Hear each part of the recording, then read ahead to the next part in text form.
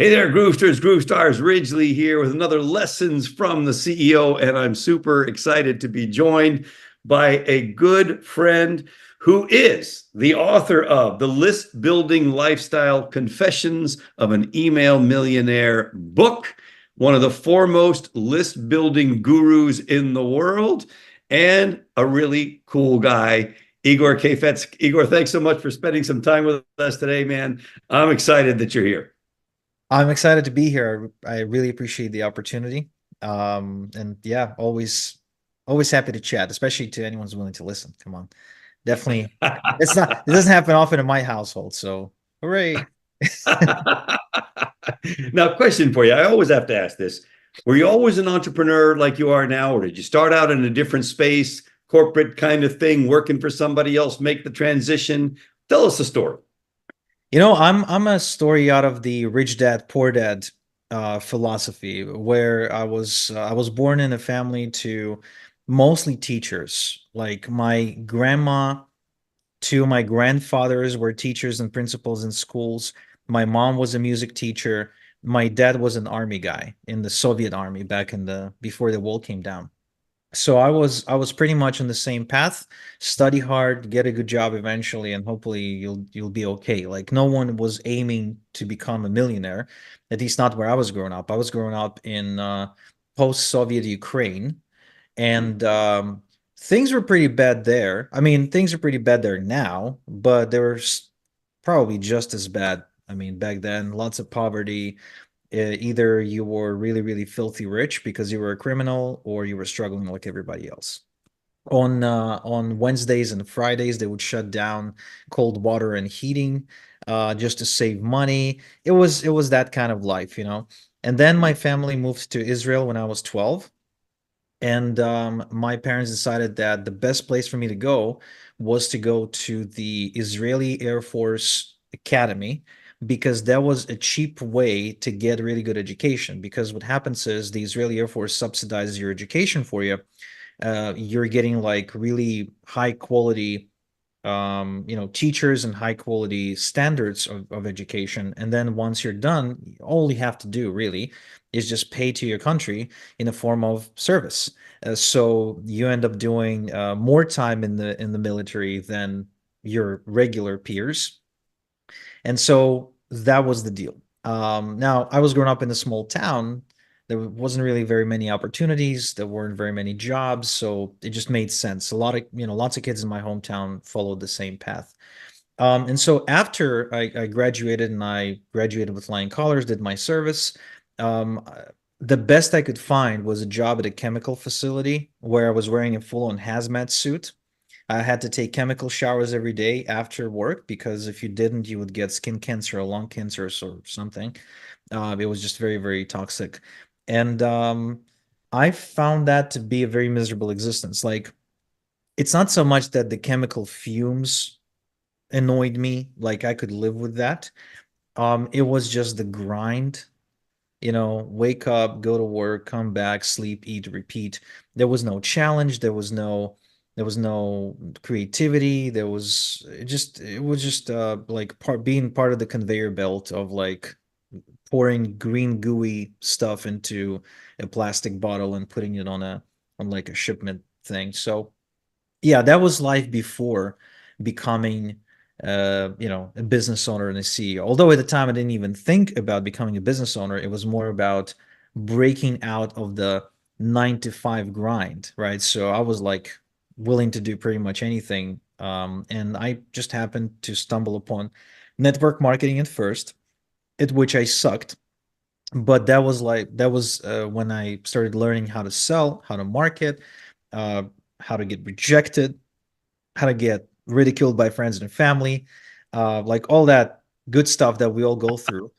And eventually, I stumbled into list building and email marketing, because many of the people and the gurus I was following at the time, the likes of Frank Kern, and we spoke about Jeff Walker, and Jeff Johnson, I think, was really hot at the time. Mike Filsaime, the founder of Groove, the co-founder of Groove, and many other people. They were like emailing you all the time. And anywhere you look, if there's a product launch, if there's anything going on, they're like on top of it.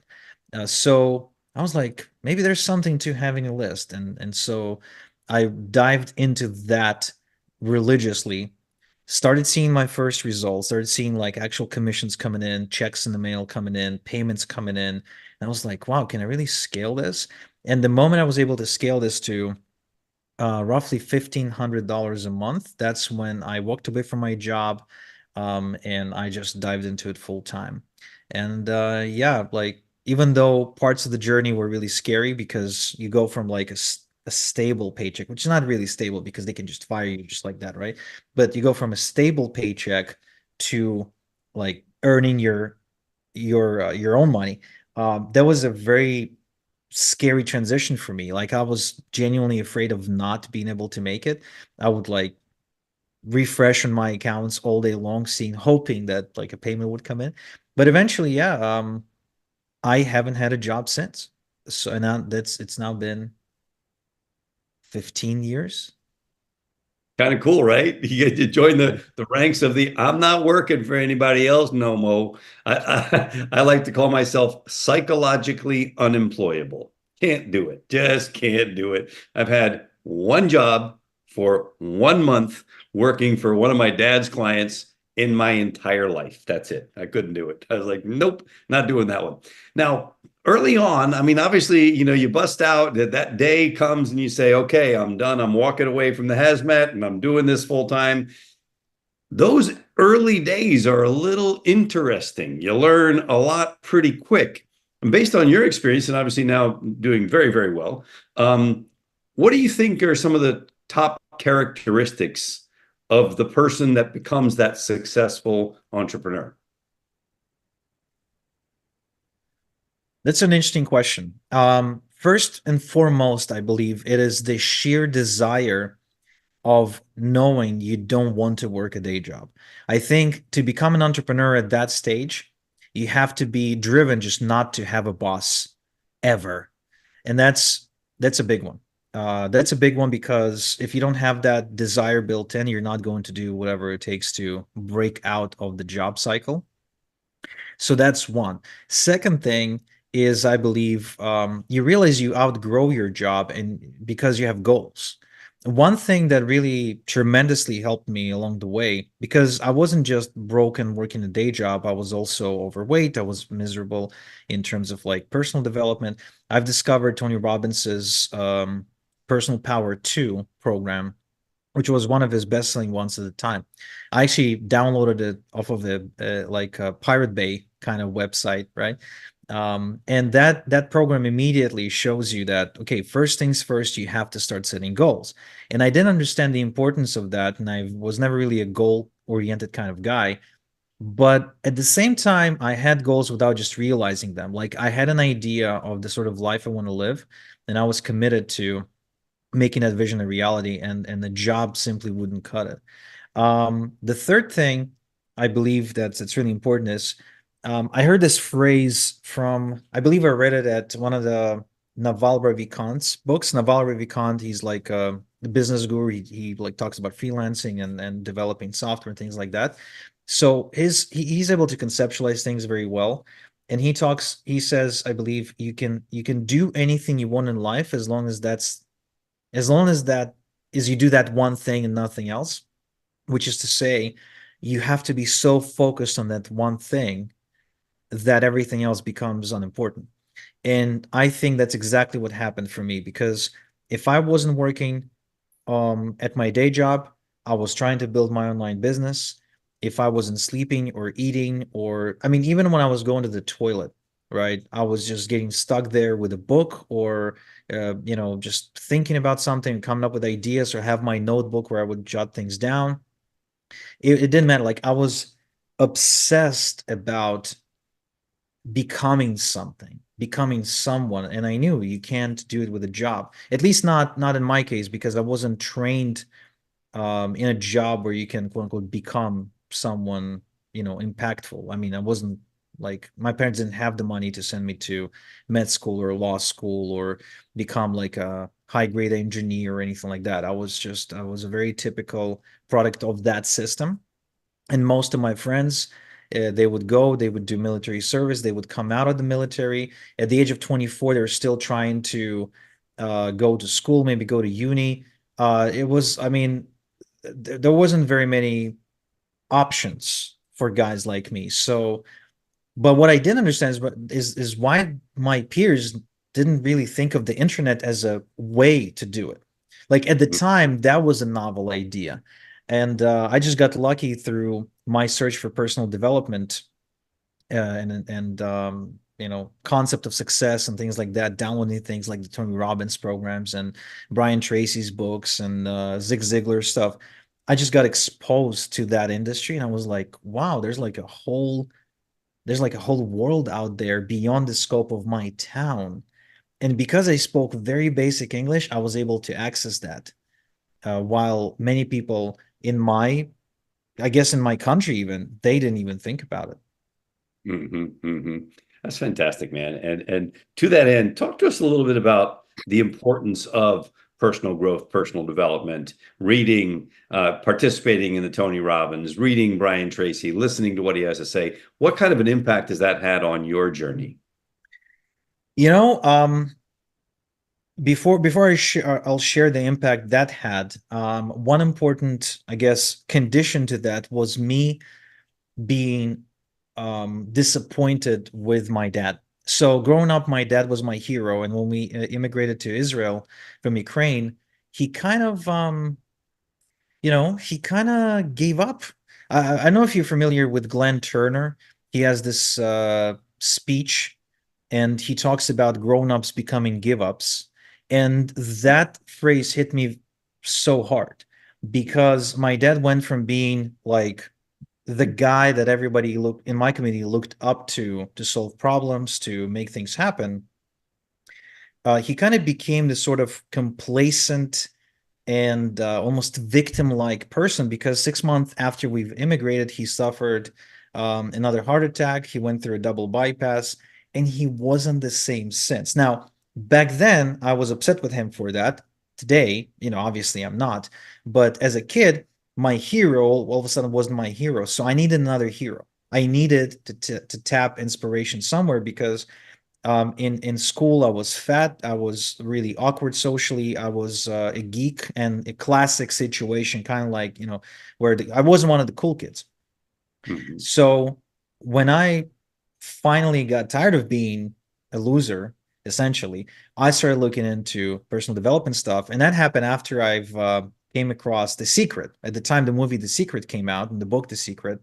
So that sparked the belief like you can actually change your life. Then I read Robert Kiyosaki's Rich Dad Poor Dad that basically said if you want to get rich, you can become rich. You don't have to be born rich. That was another big shift. And then Tony Robbins kind of layered on top of that, where Tony's big message to me was that becoming successful is work. It's like you work on yourself and you become successful. I know there's a lot of people out there, they have a beef with the self-help industry because it breeds dependence, right? It's not really self-help when someone else is helping you. But for me, not having the sort of mentors and influences I believe that some people may have been lucky to have in their life. I just didn't have them. And the books, the seminar tapes is where I tapped for all these. Again, and I'll admit today, I didn't buy any of that. I downloaded all of that from black hat websites, things like Pirate Bay, where because I didn't have the money, I didn't even know where to buy that stuff. I didn't have a credit card. I was an 18-year-old and I didn't have my own bank account, my own driver's license, nothing. I was like just a nobody. Um, so today, though, I believe it's so important to read this kind of stuff and to study all the greats and the concepts that they teach that I make my kids study that. And if I don't make them read Tony Robbins, I'll at least tell them stories with the concepts intact. For example, I was just telling I like to come up with stories for my kids, and so I was just telling my daughter the story about a girl named Fiora who kind of gets out of her village and comes face to face with a monster that the villagers are afraid of, but no one ever seen. But the monster turns out to be nice. It talks and it helps Fiora get back home. And then she asks, "Why was everyone afraid of you?" And the monster says, "Well, because people are afraid of the things they don't know." Right? Because that was me. I lived in a small town. I had a very small mindset, and I was afraid of everything. The way my mind expanded today and the way um, life expanded today compared to where I started, to me is now visible just based on talking to people who I used to go to school with or people who grew up in the same community that I did.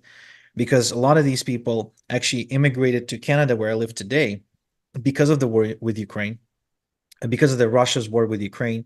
So they had to leave. They used the refugee status to get out, and many of them moved to Europe. Some of them moved to Canada. So I get to talk to a lot of people from that area, and the difference in mindset is insane. It's like I'm flying on a spaceship and they're still learning how to ride a bicycle, all because I read books and they didn't. And what's really annoying personally to me is that they don't have a habit of reading books. They don't have a habit of studying personal development. For example, there's one kid, he's 17, and he's teaching my son, who's 5, how to play soccer because he's a professional soccer player. So I'm actually paying him for private lessons. And as I do, I get to communicate a lot with him. And I encourage him to read books. And I tell him, go read this book, go read Outwitting the Devil, go read How to Make Friends and Influence People. Go read this, go read that. Here's a book. Here, take this from my library. And he just won't read. Like there's no habit of reading. And I'm trying for the last month or so just to plant this idea into his head that he has to start reading. That's my purpose and goal anytime I talk to him is find a way to communicate this message. If you read books, you will be able to solve any problem. Yeah, for sure, man. I am such a huge believer of that myself, and congratulations on getting your kids to do that. I used to get my kids to hop on webinars with me and talk about money. What is money at 5 years old? And they'd be on a Wow. 9 o'clock at night webinar saying, okay, what is money? Dad, and I'd interview them so that other people are listening to this. And what is debt? Is debt good? Where do you get that? How does that work? How do you want to be, Dad? And they always say, how do you want to be, Camille? Debt free, Dad. And this when she was 5 years old. She's now 22 and hates having a balance on a credit card or anywhere else, is relentless about paying this stuff off. So that stuff sticks when you get it into their head early enough. Really good That's stuff. really interesting. It's so it's polarizing to pretty much the rest of United States and Canada. I think I read somewhere that in Canada now, there's for every $1 earned, there's $2 of credit card debt or some kind of debt. And in America, I believe that number is $8. Yeah, insane. It's just crazy, just super crazy. I just can't even go there. So, how about this? Last 15 years, something that happened in your business that was a setback, an error, a thing, and what did you learn from it? I got the perfect one for this. So I'm a list builder. I live and die by my email list. And there was a once upon a time I had an email list on Aweber. Aweber is a service that you use to email your list. Um, kind of like, get response and similar. So I had a 100,000 person email list. Anytime I would email that list, and I email that list every single day, um, at the very least, I would walk away with $3,000. So send an email, make 3 grand. Send an email, make 5 grand. Send an email, make 4 grand. Send an email, make 2,900. It was like clockwork. Okay, I was printing money. Um, but as it sometimes happens in this industry, one day in the evening around 9 p.m. my time, I got an email saying your Aberber account suspended. So for compliance reasons, Aweber suspended my account with 100,000 person email list. I called them, I begged them, I cried, I rolled in a fetus position on the floor in the kitchen. I couldn't get it back. I went for a like a 5 mile run after that just to calm down. And basically, the next day I woke up and I didn't have a list. Now, I had a backup of that list from like a few months before that was only 60,000 people. I didn't have the full list. And even though I know that I own my list and I can import it into a different service, at the time it was difficult to do. At the time, there was lots of compliance with that. Now it's much easier. At the time, though, it was very challenging. And so I thought I lost. I mean, I had to start from scratch. Now I had the skill set to start from scratch, I had the resources to start from scratch. However, I mean, losing such a big asset felt like you said, like a huge setback. And then what happened was my chief technical officer had an idea, on how we can generate traffic without the email list while we rebuild the email list. So while I was focused on getting a new email sending tool, importing the list, and etc., he came up with something amazing that ended up in the long term, in the following couple of months, it ended up taking us from $3,000 to $10,000 a day just to the sheer amount of traffic we were able to deliver every single day. So it was a setback. Yeah. Did it hurt? Yeah. However, it sparked this other thing that ended up more than doubling, tripling actually my business at the time. Yeah, and what do you take away from that? I mean, is it that sometimes a setback is a setup for a comeback, or what's your biggest takeaway from that? So, oftentimes I'm surprised how life just keeps serving me lessons that have been written about by other people. So Napoleon Hill writes about this. Every setback has an equal seed of opportunity, yada yada yada. Um, for me, the way I've sort of internalized it was that any setback is usually a road sign pointing me to the next big breakthrough. And again, not it's not like when something bad happens these days, I'm like happy about it. I'm not like that. I'm very much a pragmatist, but it gives me reason to be positive and to go look for the next big thing. You know, so that's what I internalized it from it. Like any setback will usually point you into the direction of your next big breakthrough if you're willing to look, because most people, most of the time, will not go looking. Are you familiar with the book Who Moved My Cheese? Of course, Spencer Johnson. That's Yeah, that's how most people are. And if anyone listening has kids, I highly recommend going on YouTube and showing them the cartoon, which is basically the audiobook with some cartoon images as well, showing the actual mice and the actual cheese. Because that's how most people treat setbacks. They cry over the cheese that was moved instead of just picking it up and saying, okay, well, cheese moved and I'll move, and adapting to what's going on and usually finding a bigger pile of cheese somewhere else. I love that. Who moved your cheese? I have not seen that video. I'm going to go look it up myself. I like those kind of things, and I've got grandkids now, so I'll entertain that with those guys. Wow. And they love watching videos with me. So that's a good one. Thank you. That's a gift for me, Igor. Thanks a lot. My All right. pleasure. And so, nowadays the big hot thing for sure is AI. What's your take on AI? What are you doing with it? What do you think is the future because of it? We do lots of interesting stuff with AI, and I encourage all business owners to do the same, and to experiment with it. So one thing that I don't like, I do lots of webinars, but I don't like to have to like record a ton. Like content creation, getting in front of a camera, getting in front of a microphone is not my favorite thing to do. Writing copy usually is, but like being presenting, I'm an introvert, so it takes out lots of energy. Like after this call, I'll be exhausted. I'll be literally like just laying like this. Um, so when and especially if I'm like at a seminar or something. So last week, for instance, I was incidentally at Perry Marshall's Definitive AI Summit in Chicago. And my assistant messaged me, and my GV manager, saying that there are three webinars taking place this week, and I had to record three introductions. Each introduction is not very long, maybe 2, 3, 5 minutes long, but I really didn't feel like doing it. So what I did is I asked my video editor, a really cool guy named Irfan from Serbia, to clone my voice using AI. So there's two software you can use for that. One is called Descript and the other is called 11 Labs. and then clone my voice and then just use the script, introductory script that I was given by the GV partner to record it and produce it and send it to GV partners. So I didn't have to record it.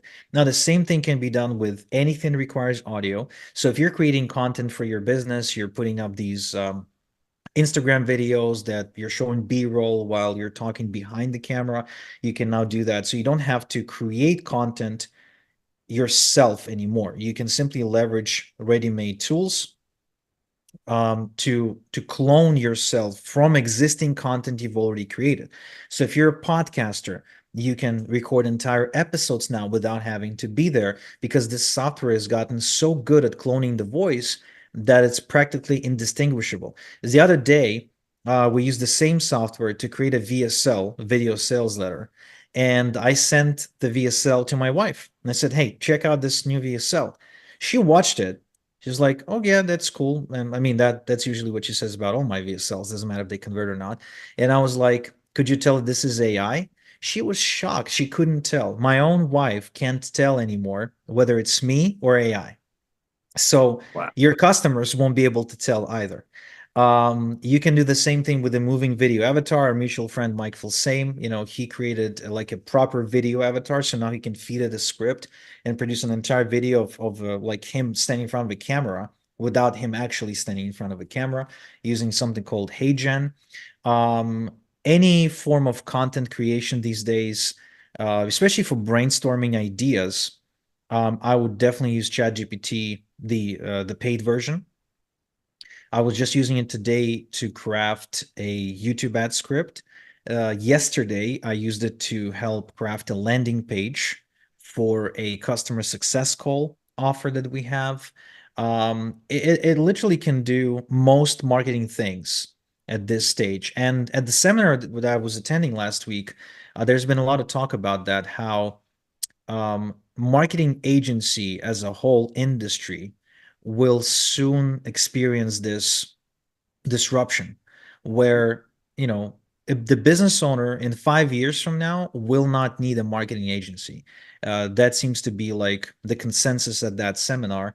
And what will be valued more than anything, just because of how much content we're now creating with AI, is authenticity and unique point of view, authority, right? So your persona will now matter way more than your content, because if all you're relying on is your content, that thing gets commoditized very fast. I don't care what industry you're in, whether you're a marketing agency, whether you are an expert at helping people rehab after injury.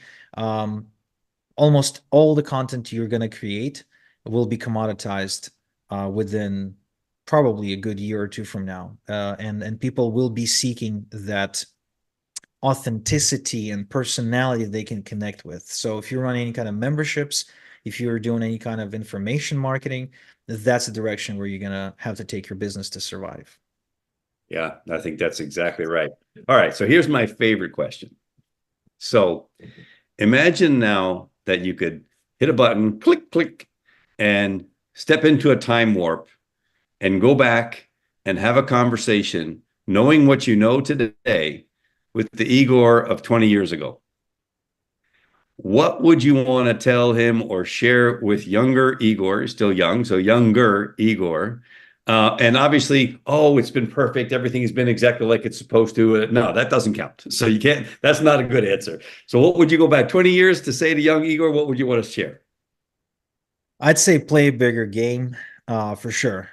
For many, many years, I was like playing small deliberately because I was afraid of failure, and I thought that if I played big and failed, I would fail big and wouldn't be able to recover.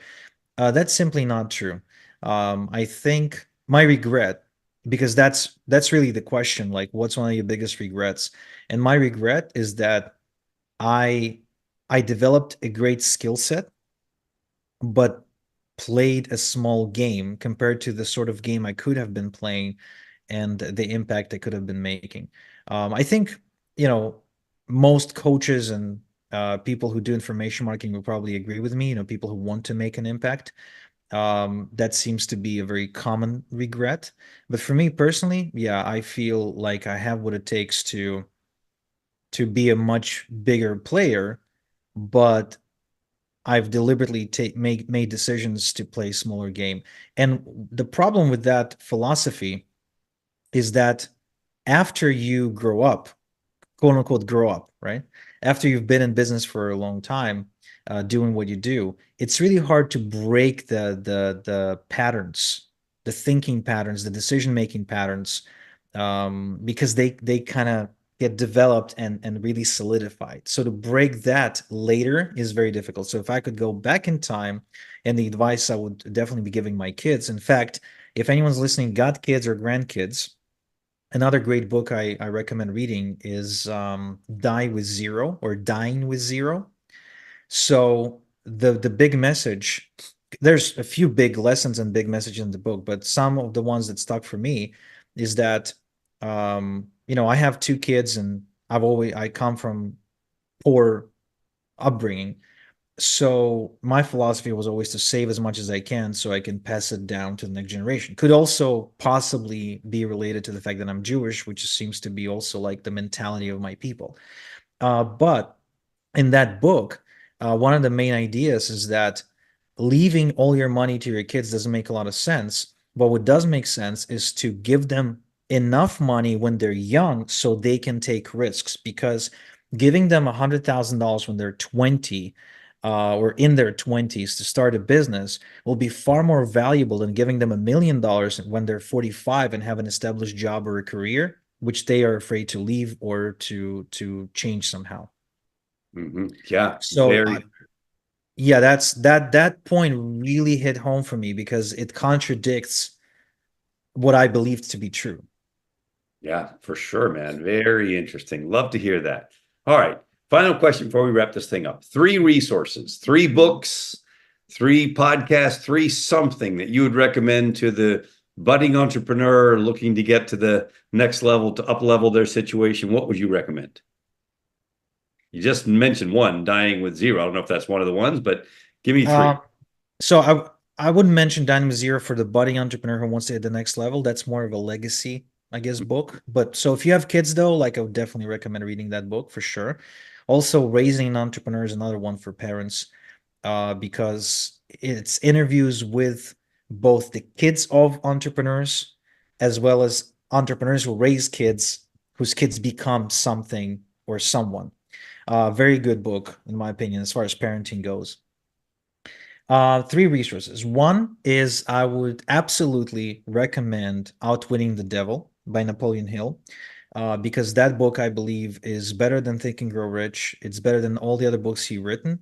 There's one dominant message in the book, and that is don't be a drifter. Don't be somebody who's acting without a clear goal and purpose.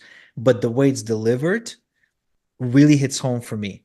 And that's definitely my number one all-time favorite self-development book by far.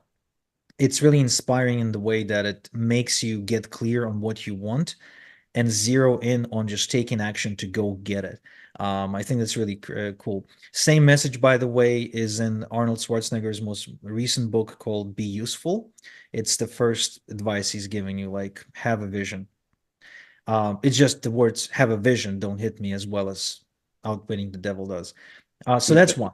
The second resource that I would recommend for a budding entrepreneur who wants to hit the next level is to listen to the 10X podcast by Dan Sullivan, but to listen to the first 20 episodes, not the last episodes.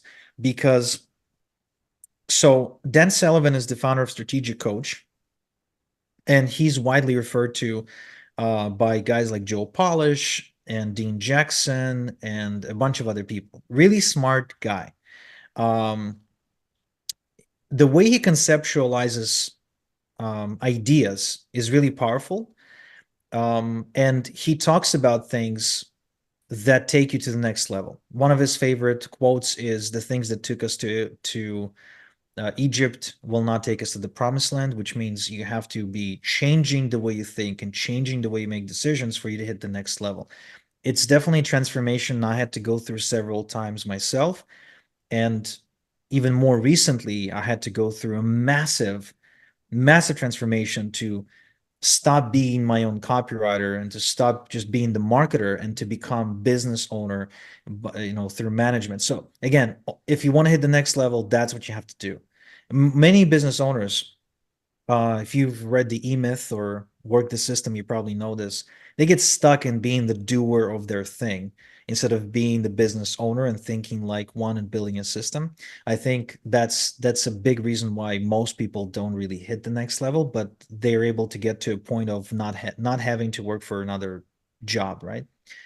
And the third resource that I would recommend for a budding entrepreneur, um, it's there are lots of great resources. It's really hard to narrow it down. I'd say Never Split the Difference by Chris Voss, because that's a book about negotiations. And I believe almost any conversation you have on daily basis, whether it's with your team, whether it's with your suppliers, whether it's with your customers, whether it's with your kids, with your spouse, with your banker, with your accountant, it's always a negotiation. And that book is pretty much the best guide you'll ever find to negotiations.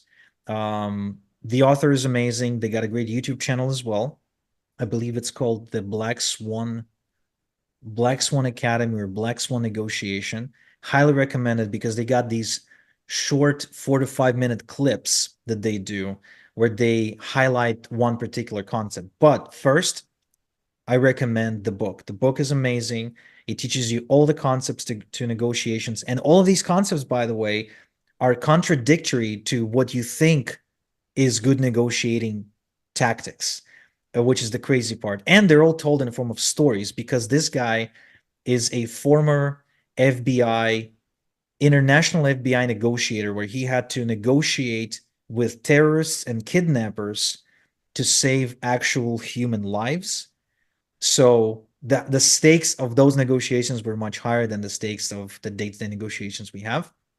But the way he teaches, the way it illustrates all the lessons, he gives you specific language patterns to use, specific tone to say it. It's just amazing. So it'll probably end up boosting, like if you're in sales, it'll end up boosting your sales. If you are having trouble motivating your team or getting your team to buy into an idea so they kind of push with you, it'll help you do that. If you've got a difficult negotiation with a business partner with whom you've got something going on, it'll help you do that. Basically, you'll find that to be a tool you can use your entire life, and it's a tremendous resource for anyone.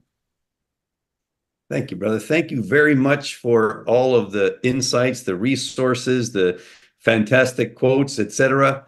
Final words for those guys out there trying to make it, however they define that. What would you want to share as we wrap this up? For many years, I went kind of like that. I was some guy who wanted to make it. And as I continued to expand my business, to make money, then I had kids, then I did this, I did that, then I spoke on this stage and that stage. The feeling of I'm still trying to make it never went away. And I believe the reason it never went away is not because, you know, I didn't actually make it. I believe it never went away because I never had an idea of what to make it is. I didn't have a clear vision. I didn't have criteria for success. I didn't have an idea what my perfect day looked like. I just, I was just in the habit of making money. That was my thing, but I was never actually improving my self-image and identity. Because another thing that Dan Sullivan teaches, which is why I recommend in his podcast, is you will always live up to 100% of your self-image. So whatever your self-image is, doesn't matter what the outer world looks like, you will always subscribe to the self-image, which is why as a father, my goal is to build my kid's self-image.